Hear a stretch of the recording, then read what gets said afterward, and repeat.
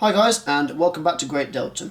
In this video I'm going to be showing you the process of doing a few upgrades to my stock in order to get them into a ready to run state. And what I mean by ready to run is having them looking realistic on the outside and the inside, running smoothly without problems, and then having them programmed as well. Of course, every loco and coach is essentially ready to run right out the box on a DC loop, but they don't have any figures in, they're not weathered, and they aren't DCC fitted. So in this video I'll be taking you through some of the things that can make stock look so much better and run better too. This will then set the standard of going forward for all pieces of stock that I'm going to collect, and it will avoid ending up in a situation I had with my previous layout where I just collected so much stuff and fell so far behind. I had bits which hadn't even come out the box sitting next to items that were, fully ready to run.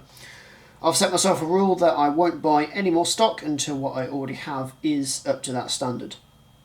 Now, I was originally going to do a small mini-series covering this with all of the stock that I currently have. However, I do feel that may have been a bit repetitive, so instead I'll be focusing on one train and taking you through all the steps just for the one train.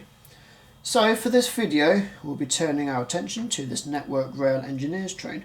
It consists of a DB Schenker Class 67 by Dapol. We've got two Network Rail Mark II coaches by Graham Farish. And then we have a Mark III DVT in Network Rail livery, also by Dapol. This is a consist that I saw on Flickr once, and I like the look of it, and so I easily managed to create it with the products available. My other stock wouldn't quite be suitable for this video, as the Dapol Voyagers have no interior, and they don't really have too much weathering either. The Transpennine Express set is a passenger set, so again will be quite clean in real life.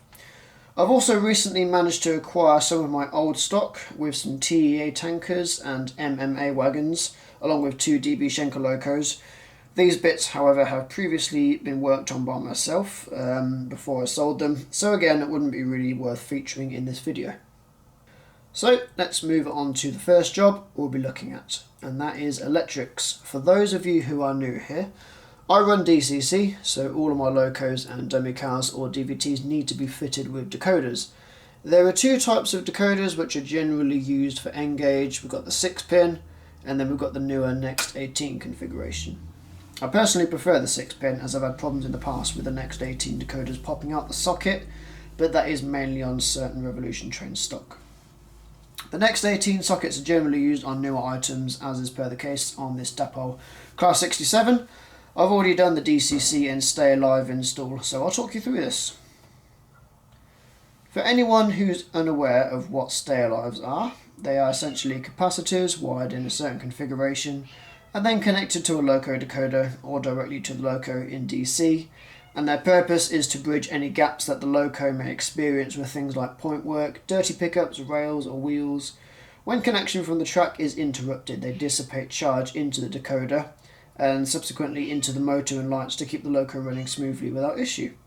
Usually it's never more than a few microseconds, but with the Stay Alive you can achieve so much better acceleration and slow running too. I've opted to invest in Stay Alives for as many locos as possible going forward with this layout, as not only is this layout exposed to the elements in some ways, I also have a plan for a huge amount of track, so that will take a long time to clean every time I want to run stock, so having a fleet installed with Stay Alives mean I can avoid doing that quite so often. So here is our DCC and Stay Alive installation. Over here we have the decoder, which is a Next 18 type, just plugged into the socket on the PCB there. As we come along we have these two wires directly off the decoder, which allows you to wire straight into the Stay Alive pack here. This consists of 4 capacitors. I'm not quite sure on their size, but it's ample for this sort of for this size loco. I will give a demonstration in a sec, and these are just soldered directly onto the wires. Wrapped a bit of sellotape around the Stay Alive unit to stop any short circuiting with the PCB, and it all fits relatively nicely into the body. Cost of this was £17 for the Stay Alive, and then it was £15 for the decoder. So it can get quite pricey if you build up this on every single piece of stock that you have. Of course, this is actually quite a cheap decoder. They can get much more expensive than that, but generally this works pretty well, and I'll give you a demonstration. Right, the loco is now on the track, and if you watch my previous video with the tour, you'll know that this switch here isolates the one curve just here from the rest of the circuit, and that is purely to test the function of the stay alives to make sure they're actually adequate.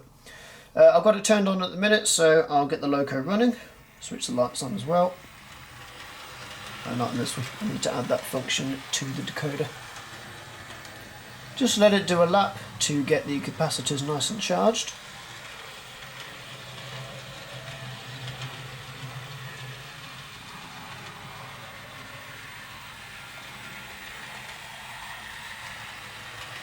And then what I'm going to do is I'll turn off the switch, so that piece of track there is completely dead now.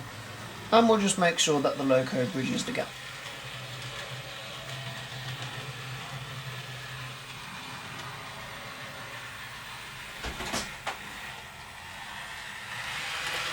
It's done that perfectly. A little bit of juttering there, but generally I'm not going to have a size of track this large. That's going to be dead hopefully on the layout, so shouldn't be any issues there. If I just take the loco off completely, then you'll see, or you can hear at least, that the motor continues running for a few seconds. So the stay alives are incredibly effective, and they're going to be worthwhile in my eyes, so I will be investing in the installations on as many pieces of stock as possible. So the next thing we're going to be looking at is adding a cab driver. Something that really annoys me when I look at a lot of model railways, even exhibition standard, is that the locos just don't have anyone driving, and it's completely unrealistic, and it's one of my pet peeves. So I'll be adding cab drivers to as many locos as possible where there is an interior detailed cab, and it's just going to make it look like someone's actually driving the train. So with these Deltan 67s, it's quite easy to get the cab off. You will have to super glue it back on. Now you can't really get N-gauge cab drivers, they're just too small and too fiddly. So you do have to pay the price, and what I've got here is a few trackside workers. Now the reason I've chosen this is because they have the orange high vis on, and as this is an engineer's train, I thought it'd just be fairly generic to have an engineer driving it. So we'll probably cut the bottom half of one of these off, stick it in the cab, glue it back together, and then we will have our cab driver. So I'll get on with this now, and I'll get back to you when it's done.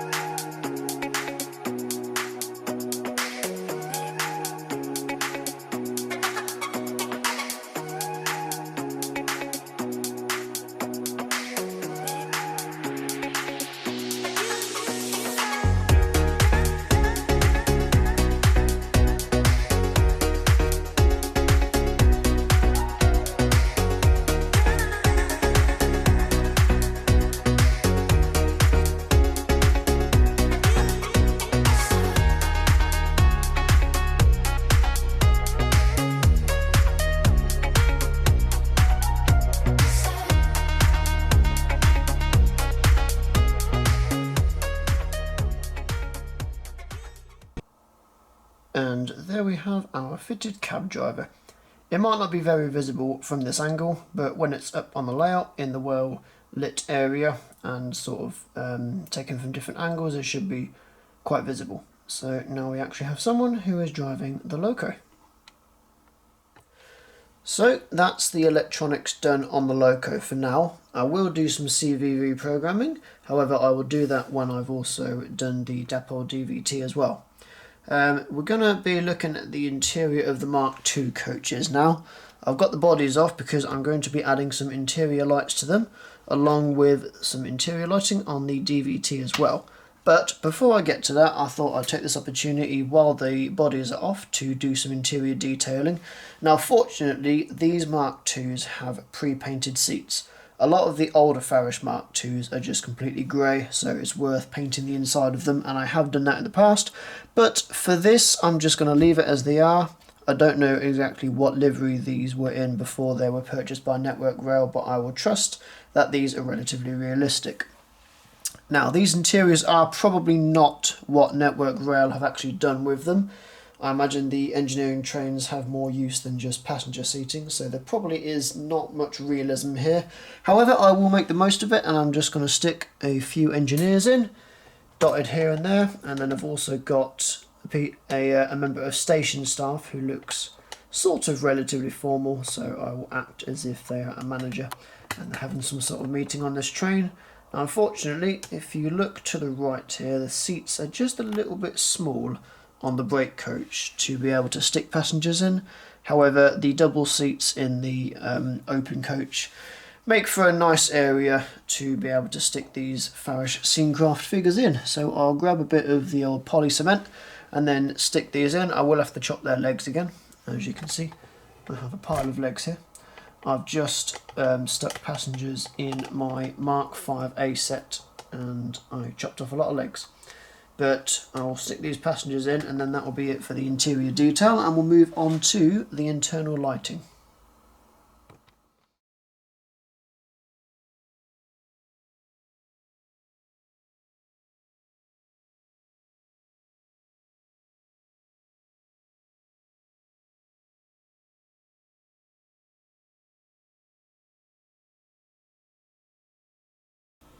So we are now going to move on to some internal lighting. What I have here are some light bars by Train Fabrique. These are available online only. They are essentially dapole light bars, but they're much better because they're adjustable length, so you can make them for smaller coaches or you can have them for the standard length of a dapole Mark III. Now, the only light bar ready coaches out there are the dapole Mark IIIs, unless they're already fitted with interior lighting. The Graham Farish coaches I have here and the DVT are not light bar ready. What I mean by light bar ready is you can literally just plug in a light bar and it will light up your coach for you. So we have to do a bit of adjustment here. Now, the Graham Farish coaches are especially difficult because they have no pickups on the bogies at all and it's very difficult to retrofit them. So what I'm going to be doing is, as I do want internal lights in this coach, I'm going to be having this as a fixed rake. I know I'm not going to want to change this at all. It's just going to be these three coaches on the back of more or less any sort of DB Schenker diesel locomotive. If you notice here on the DVT, we have two copper pads which are used for the pickups on the bottom of the bogie, and then they power the decoder and essentially the head and tail lights on the front of the DVT. Now, this is incredibly useful because what we can literally do is solder a couple of wires here and have our light bar soldered directly onto the pads. What I can then do is run some cables through the small holes in the doors where the windows are into the coach to provide power to that one, and then in series subsequently to that coach. So what you end up with is all three coaches being powered by the DVT. They're only LEDs, so they really do not draw a lot of current. And that will allow me to have lighting then in all three of the coaches. Another great feature of these light bars compared to the dapole ones is that they come with capacitors, and they also come with small pads on the PCB to enable you to solder those capacitors directly to it. And what that provides is the anti-flicker, and that is really quite important to me. That's one of the reasons why I'm doing this whole Stay Alive installation, is because I hate flickering lights. It's not too bad on the head and tail lights, it's not as noticeable.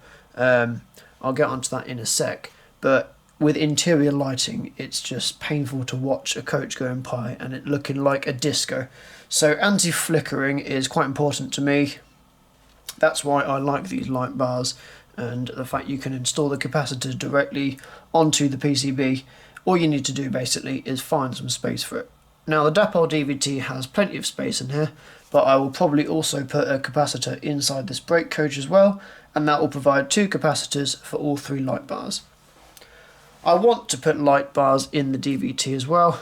They'll just be quite dim because the DVT is not designed for internal lighting and the light bleed is quite bad. I'm going to be putting a resistor in series anyway, just to dim down the lighting of all three light bars, because as good as this product is, they are far too bright. They glare up in videos and photos, they just look completely unrealistic, and if you was a passenger in one of these coaches you would need a welding mask to sit in there. So something like a 2 or 3 kilo ohm resistor just in series with the light bars between the power supply and the start of the light bar circuit will dim it down enough to a reasonable level and keep it well lit. So just coming back to the stay alives for the DVT, I did initially wire a stay alive onto this Lays DCC decoder. It did absolutely nothing for the head and tail lights. As soon as I removed the loco from the track, the lights went off. So evidently the DVTs and the dummy cars are not wired in such a way where stay alives are feasible, which is a bit of a shame, so I'm just going to have to keep the wheels as clean as I can on those to avoid any flickering of the head and the tail lights. Right, before I get on with the installation of the internal lighting, I'm actually going to do some weathering and exterior details, because once this is in a fixed rake, I need to keep this in this exact position, and it's going to be incredibly difficult to weather and handle and do all the details and trying to keep it all in order. So I've put the body shells back on, and we're going to just look at doing some external details, and then we'll do some weathering as well. For the Farish coaches, there's not really anything external detailing wise that I want to put on there, because it's going to be in a fixed rake. I don't think it's going to be that noticeable just to put the little brake pipes on the end, so I'm going to leave those. However, I'm going to put the details on the front of this DVT here, because I know I'm never going to have anything in front of it, and the detailing packs that you get with these Mark III DVTs are actually quite decent. This is one here. Let's just empty it out. So you've got a fake coupling there. Try and zoom in, see how well that picks up on camera. Yeah, so you've got vacuum brake, you've got air brake, then you've got the coupling there, you've got another brake hose here, or air hose. So all these just go on the front of here, and they look quite good when they're done. So I'll go ahead and stick those on. I'm just going to use some poly cement because that dries invisible, it doesn't stain, and it's got a good fix to it. And then we'll see how it looks. Right, the front details have now been stuck on, and it looks far better, far more realistic, so we're going to move on to some weathering now. Right, so weathering. Now, I'm not a massively accurate weatherer. I'll only do a basic coating to make it look a bit more realistic, bring out some of the details and just not make it look so factory built. I'll do that with 4 paints. We've got some Humbrol black wash, got a Humbrol matte black, and then we've got a Rail Match roof dirt and a Rail Match sleeper grime. And with these 4 paints, I just do various techniques across different surfaces on the locos to create various effects. There's a bit of airbrushing, a bit of painting, and these are all enamel, so I don't bother with varnishing at the minute, because I'm also using some white spirit as my paint thinner. It doesn't always react very well with varnish, but I've always found with enamel, you don't really tend to need to varnish it because it's such a strong paint. It bonds to the surface really well, as long as it's clean, and white spirit is considerably cheaper than the sort of paint thinners that are compatible with the varnish. So the first technique, I'm going to get rid of these 3. And we're just going to be taking the black wash here, and we're going to be digging it in with a small brush to the fine details such as the door frames, window frames, handles, and just anywhere where there might be a build-up of grime which won't often be cleaned by the crew. We'll also do the loco whilst I'm weathering and I've got all the kit out. So let's have a look at the DVT.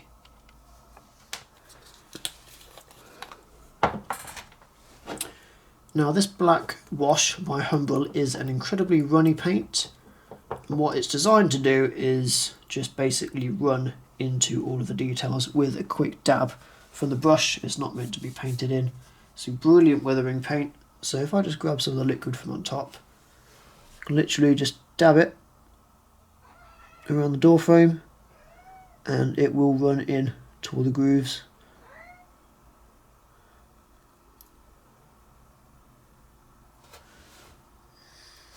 Not sure if my hand's in the way though or not.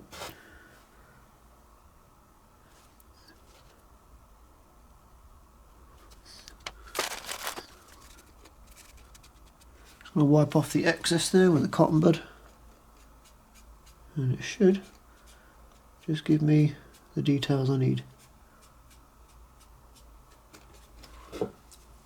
Like I say, I'm not a professional weatherer, but I can sort of do enough here to make it look not so brand new and model-like.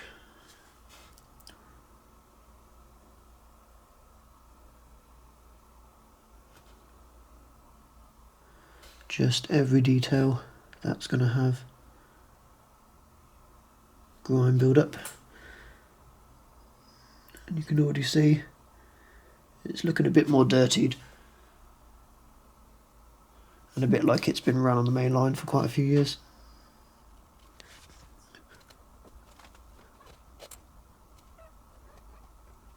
It's important to use a very thin brush when dealing with this. I'm literally just dabbing one bristle of the brush into these grooves and it's taken nicely. Any more and then you'll start to run it around the edges and the paint will just go everywhere.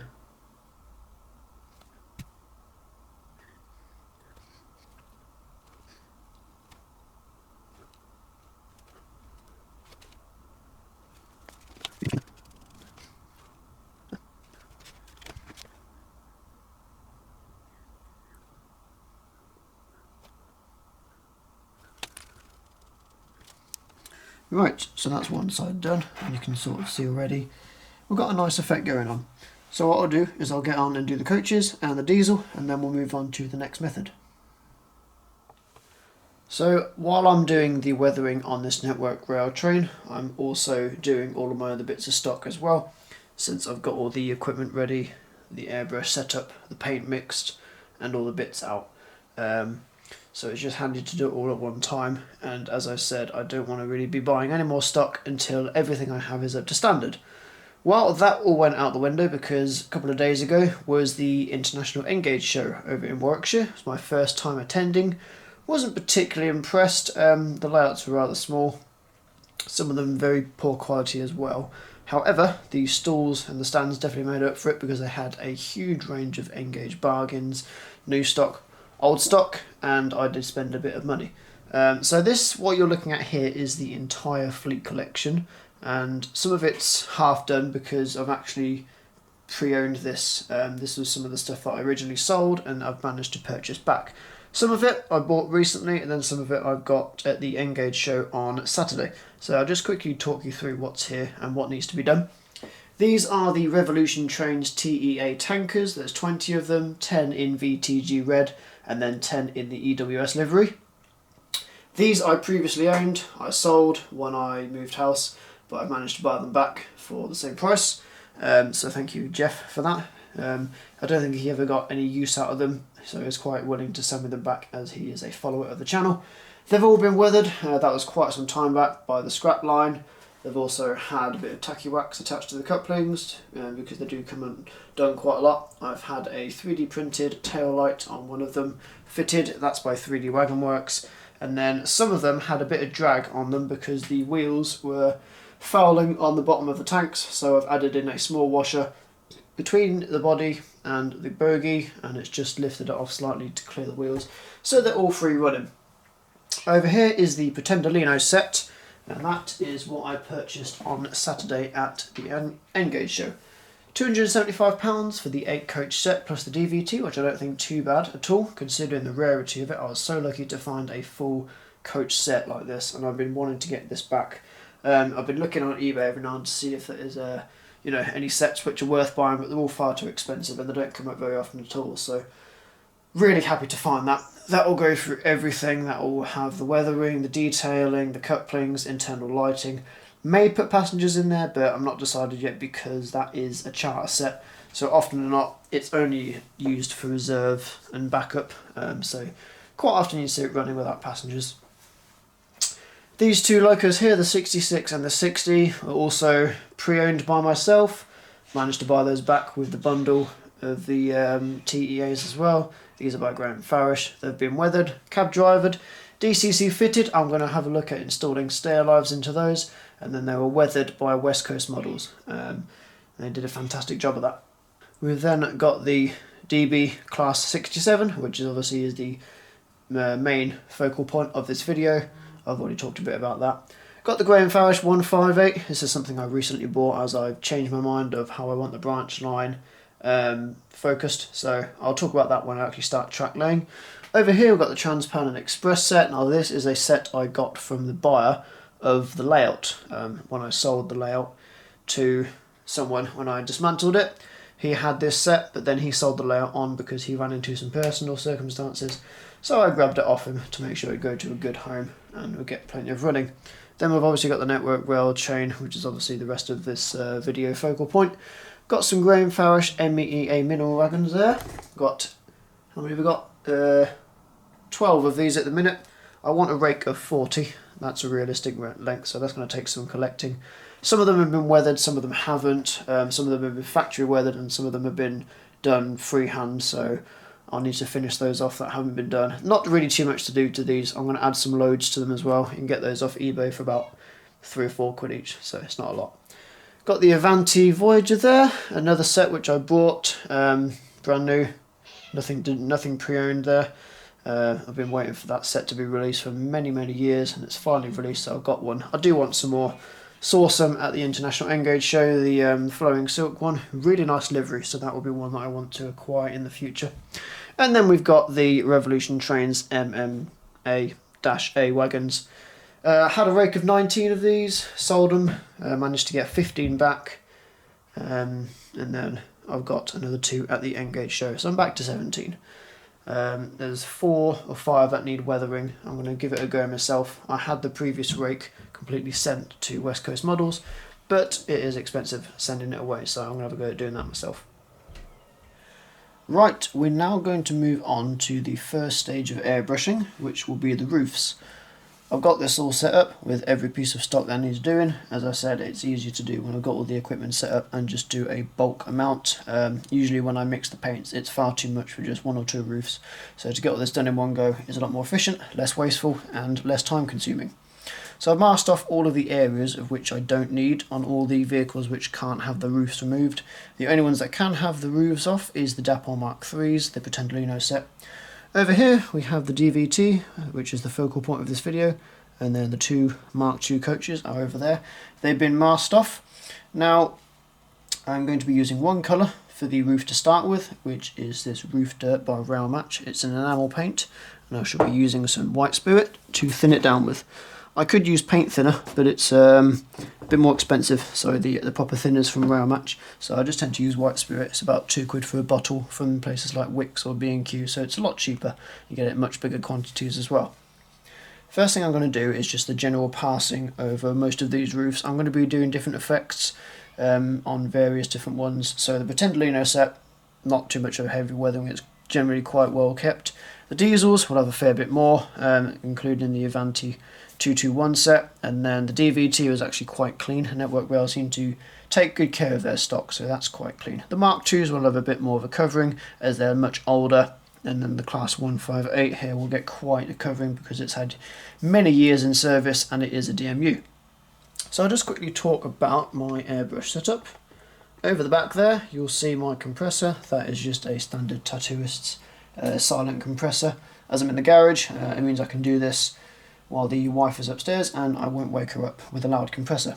It's got a regulator on the front, and I think I have that set to 25 pounds per square inch. Yes, 25, which is enough to get a good covering and get all kinds of paint out of the airbrush. Got this flexible hose here.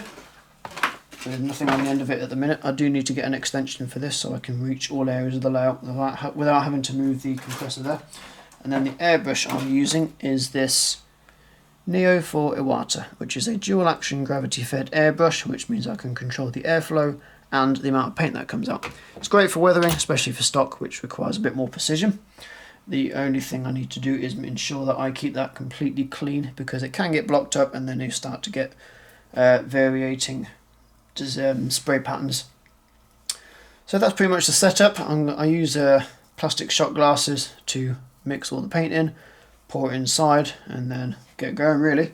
So I'm going to get on with this now. I'm going to spray all these roofs. I'll just video how I do that so you can see the variation and effects, and then we'll move on to the second paint of the roofs.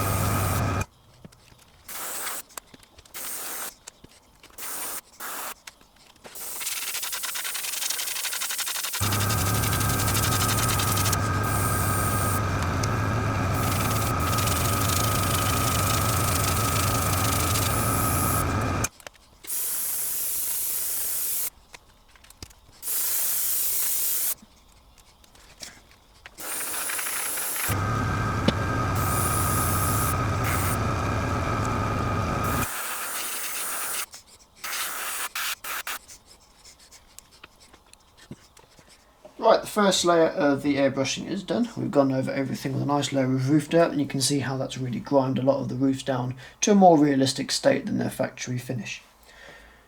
We're going to move on now to the second part, which is the sort of exhausts and the ducting and fan dirt, which I'm just going to do with a matte black, if I can find where I put it. It's just behind there. Just the standard Humbrol enamel paint. Again, I always use enamel for these, it just stays on so much better being petroleum based. Thin it down with some white spirit, and then we'll just go over some of the accented details with a lot of this. It's going to be especially good for exhaust marks on the diesel locos, but then I'll also just pop a bit of it onto the sorry, the dog's barking. I will put it onto the areas where there will be sort of air vent outlets, as that will be places where they gather a lot of dirt. Just quickly though, I mixed up about that much paint, and I've done all of this, and it's pretty much up to this till I barely use any of this, so it's definitely worth doing it in this method all at once if you can just sort of get a big part of stock together to do all at once. It's just so much less wasteful. I might do just a couple more little bits with the roof dirt to make the most of the paint while I got it out, and then we'll move on to the matte black.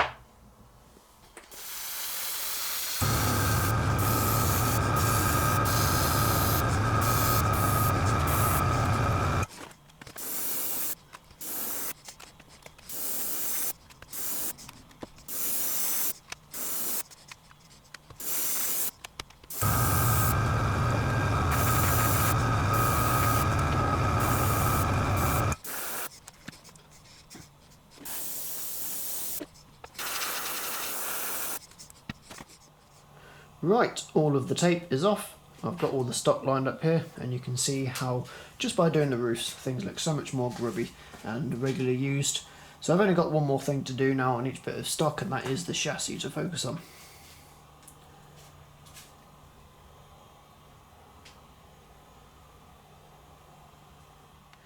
So, on to the chassis now, and there is one main paint that I use for this, and that is the Rail Match Sleeper Grime. Again, an enamel paint, sorry the cat's in here just faffing around. For the locos, we'll get quite a heavy covering on the bottom. I'll need to rotate the wheels 180 degrees to ensure that I get paint on both halves. Obviously, as the bogies protect some of the wheels from getting paint on them. For the coaches, we'll do a bit of a lighter coat, and then we'll also put it on the front and back. We'll do a bit on the doors. For the DVT, again, quite a light coating. After that, we've got one more paint to do, which is some of the matte black again, and that is just to go over some of the details to enhance them. So we're going to be airbrushing this. I'm going to have to mask off the bodies to ensure they're not too dirty. Looking at pictures, again, the bodywork is generally quite clean, even on the engineering trains. So it's generally going to be just the chassis. With these ones, there's a thin layer at the bottom which isn't quite always cleaned, so I'm not going to do the masking tape all the way to the bottom, and I'll be sure not to make it look like a straight line with the airbrushing. I'll fade it in a little bit. So I'm going to get all this masked up now, including all of the other stock, and then we'll get on with weathering all of the chassis with the Sleeper Grime.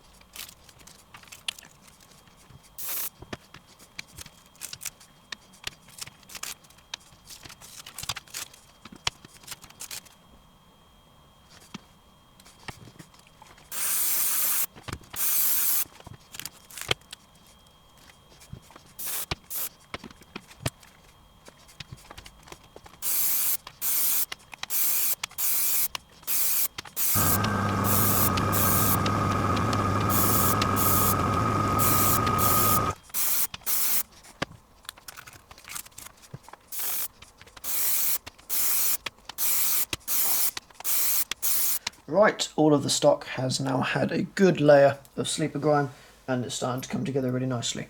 There's just a couple of little bits left to do, and that is the detailing on the chassis. If you have a look here, you can see we've got the, I think it's either fuel cap or an engine cap, engine oil cap, or maybe it's a sump dump valve or whatever, I'm not sure, but generally you find the streaks of spilled liquid on these, or whether it's overflowed or leaked, whatever. So we just like to paint those. I've also got a few of the details on the bogies to pick out as well, like the bogie springs, which will be regularly greased, and that will end up attracting a lot of dirt and be a bit darker than what else is on the chassis. So like I said, we've got some Humbrol matte black, which is what I used on the roofs, and we'll just take a thin brush and apply that to the detailed areas, and that will pretty much be the weathering done. Like I said, this isn't a massively complicated weathering task which I undertake. It's just enough to make it look a little bit more realistic and less factory finished. I'm not a professional, but I can do the basics just to make it look just that more realistic. Plus, this is a lot cheaper than sending it to the likes of professional weatherers. If I really did want to invest, I could easily spend hundreds and hundreds on sending all of the bits of stock away to get professionally weathered. Right, and that is all of the stock weathered. Some of the bits that I've done here have actually turned out better than expected, like this class 59 here. What I ended up doing is I did all the details with the matte black, and then I get a damp paintbrush with some white spirit, and I ended up just blending all the colours together, and it's turned out really quite grimy, mucky, but it's not too contrasting with the dark colours, not like you can see that they've been painted on, so that one's turned out really well. The Pretender as well, that's turned out quite well, that's looking nice. Got the Mark II train there, which I can't complain about, and then all of the other stock has also been weathered. There's a couple of small bits which I do actually just need to go over. If you see closely that the ends of all the roofs on the Pretender they're clean, because I didn't get those with the airbrush. I must have missed those. I also forgot to do the black stain on the middle of the class 158 in the matte black to replicate exhaust marks. Other than that though, I don't really think there's anything left to do on the weathering side. There is one large job however which I do need to do, and that is wheel cleaning. Obviously I've not stripped any of this stock down to do the airbrushing, so paint will have got absolutely everywhere, especially on the surfaces of the wheels which come in contact with the rails. Now it's incredibly important that they're clean, because a lot of these coaches and dummy cars have lighting, so in order for the lighting and the motors for the stock to be in best order, it's good to have a clean connection between the rails and the wheels. I didn't strip it down because it's just a lot of effort really, and I don't mind just grabbing a cotton bud and a bit of white spirit and going around cleaning all the wheels. Also, leaving the wheels in protects the pickups a little bit from getting paint on them, as it's not just the wheels that will come in contact with the rails, it is a turning part, so that needs a pickup as well, and that's what most of the spring pickups on the locos are for.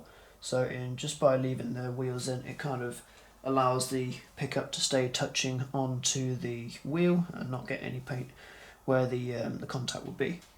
So that's going to be the next job now. I won't bother videoing it, it's pretty boring, tedious, but I'll get some cotton buds, a load of white spirit, clean all the wheels up, and then we'll move back onto the lighting in the internals of the network rail train.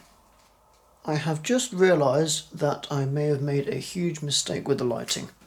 In taking some photos of the newly weathered stock, I've realised that the lights from behind cast a shadow on the viewing side, which means you can barely make out any of the weathering. Now I have one light in here which comes from the front of the layout to the back, and that's positioned over there where the garage door is. If I zoom all the way in, you can see how much better the light shows up the weathering, which is really irritating because I've spent quite a while doing the lights, and I'm going to have to do it all again to make sure that I get good photos and videos and that the layout is better lit. You see all the lights at the back. I'm going to have to somehow put some sort of bracing or shelving bracket to the front and have them pointing the other way so that they actually light out the front of the layout rather than the back, and I don't get shadows everywhere on the faces that I want to see. So that's going to put a bit of a delay on getting the layout started, but I guess I'm glad I've realised it early to make sure that I can still access it and that I'm not going to be interfering with the layout, clambering over everything and trying to get the lights in the right way. So yeah, that's a bit of irritating, to be fair, but it should be for the good of the layout. Okay, so we're going to be installing some internal lighting into this network rail train now. Now, as said before, these Graham Farish coaches are not light bar ready and they're quite difficult to retrofit with pickups. So what I'm going to be doing is just taking a supply off the DVT and running it through the entire train in series. This will of course mean that this has to be a fixed rake and I won't be able to do any alterations with it. However, this is the train as I want it, as it is copied from a Flickr photo anyway. So as you can see on this DVT we have 4 conductive pads that they use for the pickups, and I have to be careful here because I've done this before and I've melted some of the plastic away which holds these pads in. So I really just need a very quick touch with a soldering iron to melt some solder onto these 2 pads. I can't use these 2 front ones because the cab is in the way and the wires won't go underneath it without the body not sitting correctly. So we're going to wire a couple of small wires onto here. We have our light bars here. These are from Fabrik, which I believe is a German company. These used to be available on eBay, however they are only available now directly from the supplier.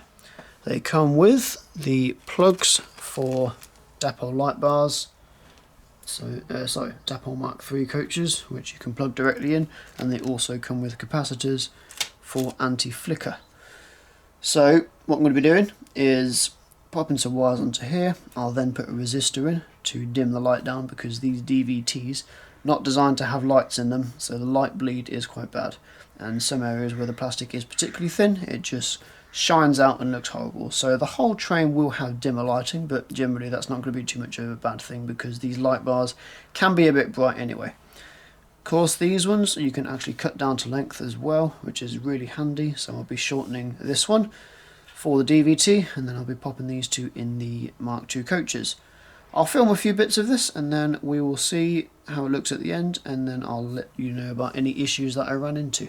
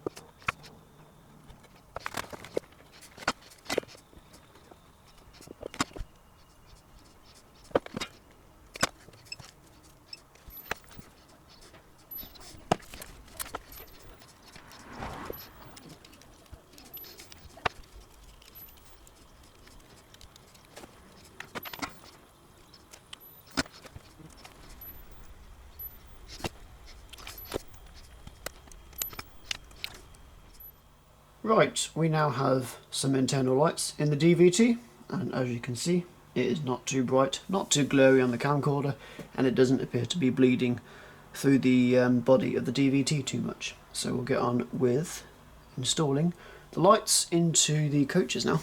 If I just pop this light on here, you can see that we've got two wires sticking out the back, which have come through the windows, so it's all going relatively to pan to so far. We'll see how it goes when the next two lights are in the other coaches.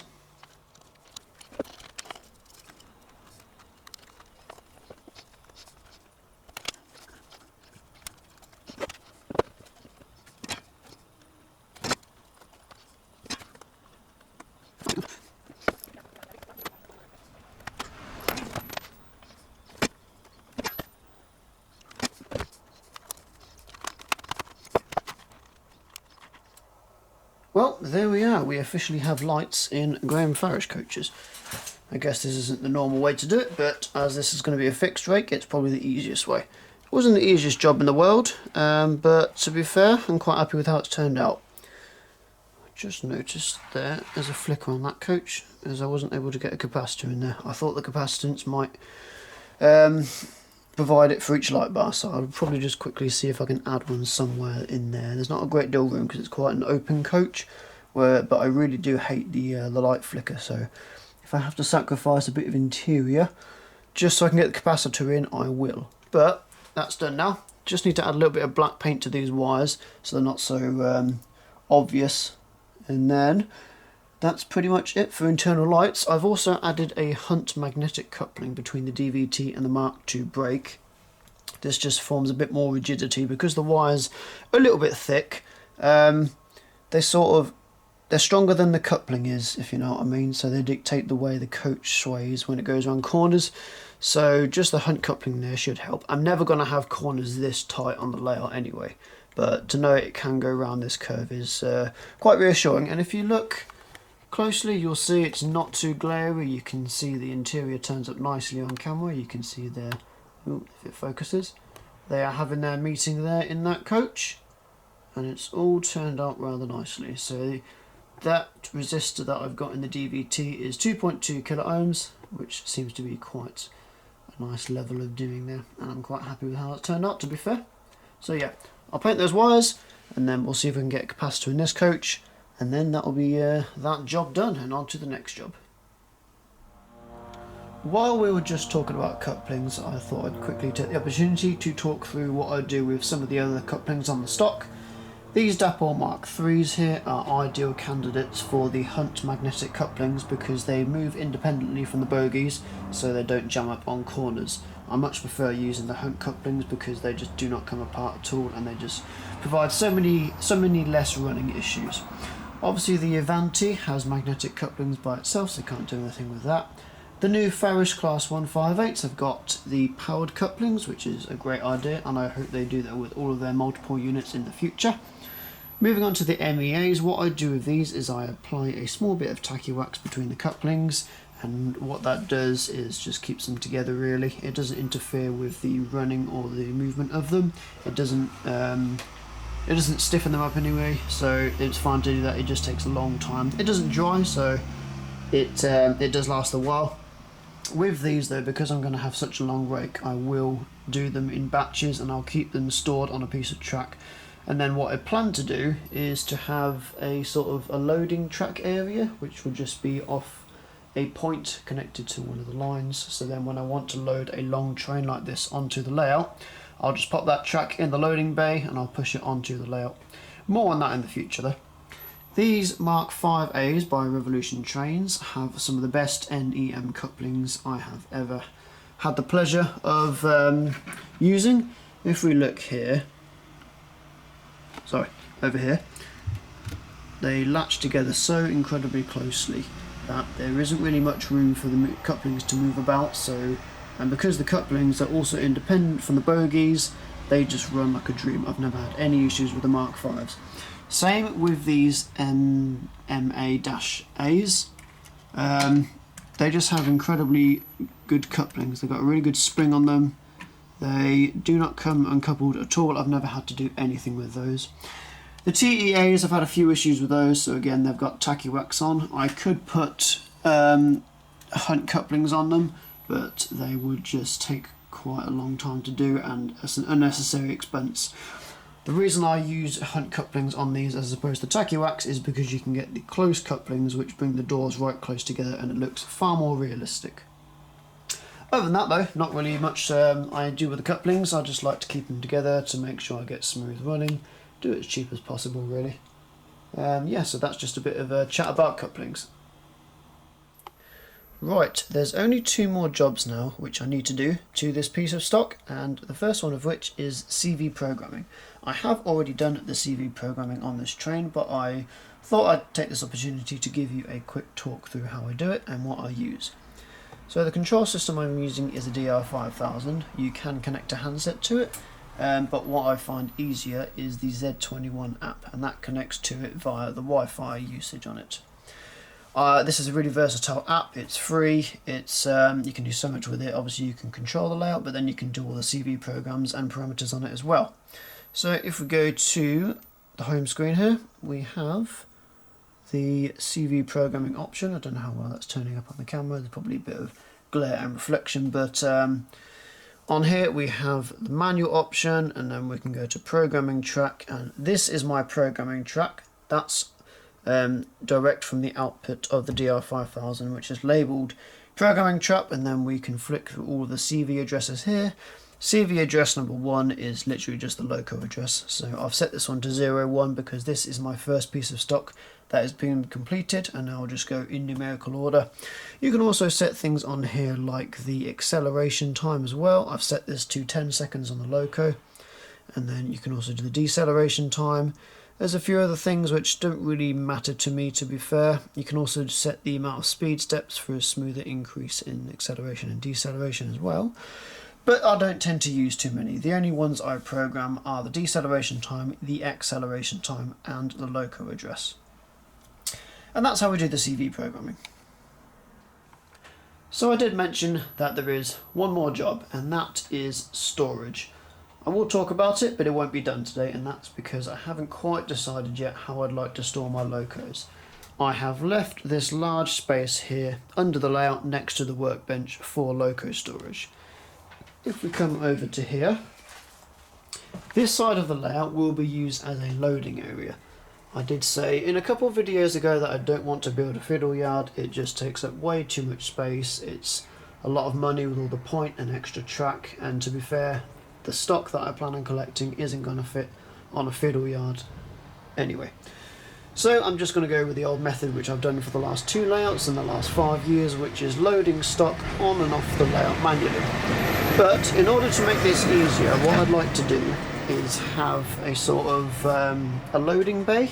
So imagine this is the layout here. We'll have a cutout piece which will be the thickness of perhaps some 9mm MDF, and then what I can do is stick all my stock on pieces of track which are nailed to these lengths of 9mm MDF, and then I can just slot them in, and then we'll have perhaps a sort of branch coming off the main layout from a point, and then that track will just allow me to push the stock off the storage track and then onto the layout. This will make things so much quicker and easier, because if I have a rake of 40 wagons, it takes a long time to put them on the track, take them off again. So if I can split that down into 2 rakes of 20, store that on a piece of track, I can then drop that track in, push it onto the layout, and then push it onto what track I want, and then it's free to run. And that's taken me about 10 to 15 seconds as opposed to about 20 minutes, because it's not just the loading onto the track either, it's also pushing all the couplings together with the tacky wax. It just takes a long time. So that's my plan for storage anyway. I then need to find a way in which I can store all of these storage tracks nicely down here so they won't go in the way, and that would be sort of half protected, separated from each other, but then they're also not going to fall over or fall off the tracks either. Right, I'm going to conclude this video here now. I'm going to get on with all the other pieces of stock that need doing and get them to the level that this one has been brought to. Let's just go over a recap of what we've done, because now this train is ready to run. It looks great, it looks realistic, someone's actually driving the train, and it shouldn't have any issues with running or uncoupling either, because we've got that stay alive in there. So to start with, we fitted a decoder into the 67, we also fitted a stay alive, we also fitted a decoder into the DVT as well. I put a cab driver into the 67 to ensure someone's actually driving the train. Then we looked at interior details of the coaches. Fortunately in this case the coaches were already painted, so all we had to do was add a few people in here. In this case it was Network Rail staff, but in other cases it would be passengers. I have fitted a hunt coupling between the DVT and the Mark II brake just to add some rigidity there because of the internal lights that I fitted, which were done using the supply from the DVT and some wires going through the train, and then just tram fabric light bars. I've also weathered the whole train with the roofs and the chassis and the side of the bodies as well, and that's pretty much brought us to where we are now. So there is a lot of work that has gone into this train, but it's well worth it. I shouldn't need to do too much maintenance on it, and it's going to look great when it gets on the layout. I'll probably put some photos in of this train at the end of this video, and then some of the other pieces of stock as well, which I've done work on in the past. And that'll be it for this video really. Once all this stock is done, which hopefully shouldn't take too long, I'm thinking 1 or 2 weeks, I'm finally at the point where I can actually start track laying, because everything else is prepped. I've got the stock where I wanted it to, and that's the level I wanted to before I continue with the layout. It also means I'm able to buy a little bit more stock as well, knowing that everything I have is up to the level. As said in the introduction to this video and a couple of other videos, I'd like to have all my stock at the same level of quality to ensure that everything is ready to run and I don't end up in a chaotic situation like I had with the last layout. So thank you for watching. Hopefully you've taken some tips from this video or some ideas, and we will see you for a bit more of an exciting video next time when we actually get some track on the layout. Thank you and bye bye.